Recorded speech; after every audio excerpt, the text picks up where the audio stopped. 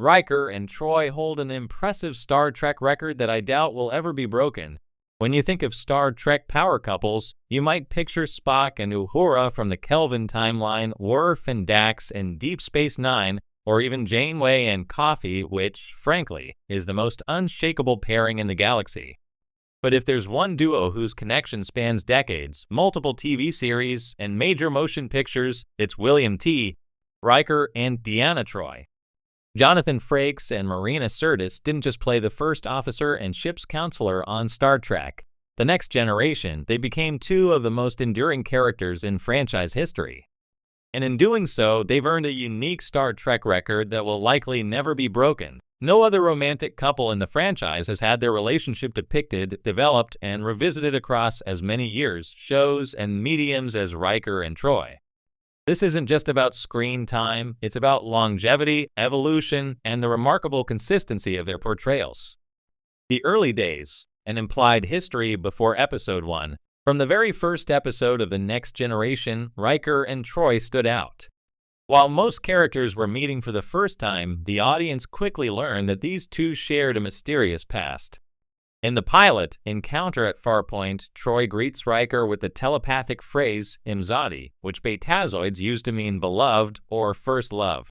It was a quiet moment, but it hinted at a deeper connection that predated the Enterprise D. We eventually learned that the two had been romantically involved years earlier, before Riker's career ambitions pulled him away. This was already unusual for Trek. Relationships normally started during a show's run, not existed before it began.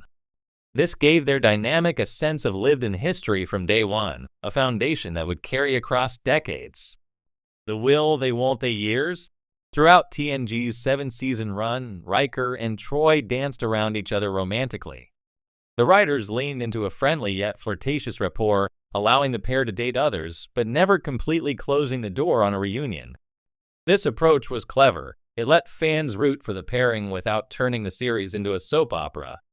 Riker's other love interests like Soren in The Outcast or Minuet in 110001 never diminished his connection with Troi, and Troi's relationship with Worf in the later seasons created some surprising drama.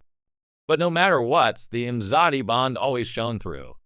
Their relationship had another advantage. It was built on respect, humor, and mutual trust. Troi never played second fiddle to Riker, and Riker never dismissed Troi's insights. In a franchise that often struggled to depict long-term romantic stability, their friendship laid the groundwork for something more permanent. Transition to the movies, finally making it official. When Star Trek Generations hit theaters in 1994, Riker and Troi's romance was still unresolved. But by Star Trek Insurrection 1998, the two were openly dating again. By Star Trek Nemesis 2002, they were married on screen, in a Star Trek film no less. This was a milestone. While other Trek couples had been shown marrying Worf and Jadzia on DS9, for example, no pairing had made the leap from TV to feature films with their romance intact.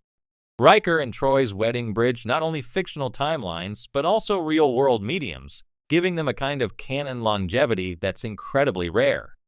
And here's the kicker. Their story still didn't end there. Cameos, crossovers, and continuing adventures. After Nemesis, fans assumed that was the last we'd see of the couple. After all, the TNG movie era seemed to be over. But Riker and Troi kept finding ways to return. Jonathan Frakes directed and appeared in the Star Trek Enterprise episode These Are the Voyages, where both characters appeared in a holodeck simulation. While divisive among fans, it marked yet another instance of Riker and Troi showing up outside their original series.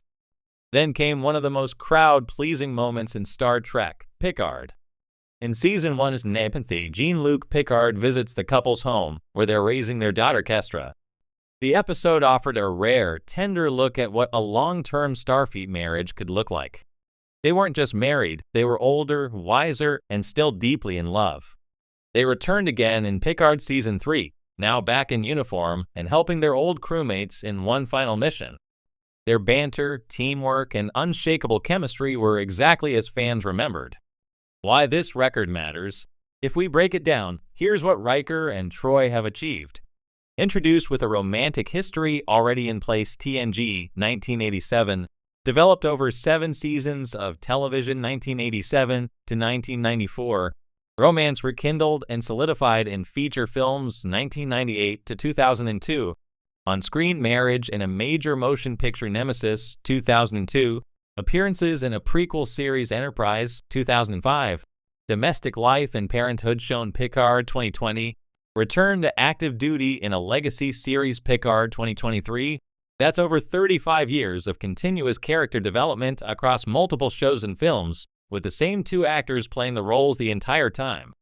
No other Star Trek couple comes close to that level of on-screen romantic continuity.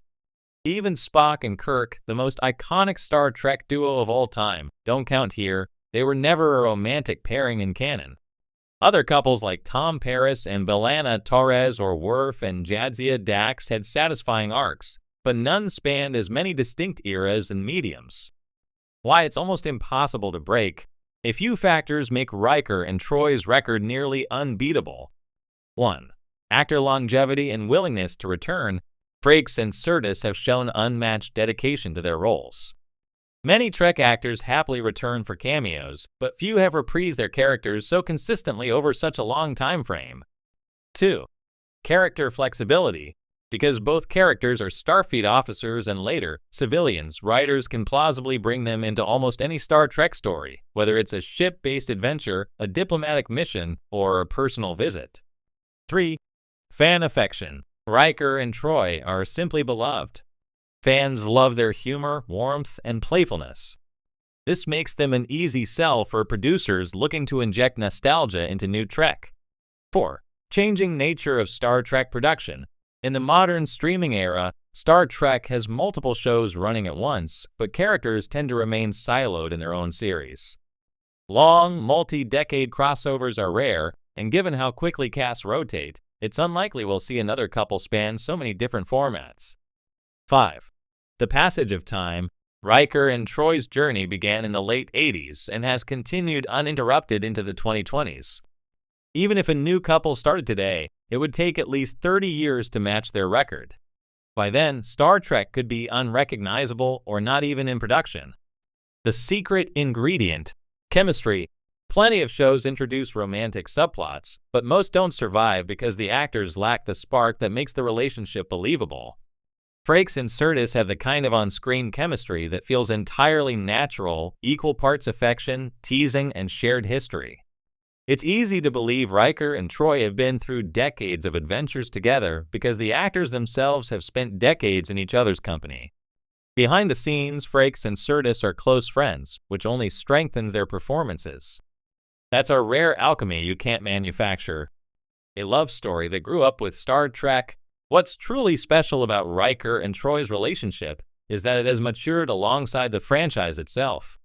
In TNG, their dynamic was about youthful potential, 2 people with history figuring out their future.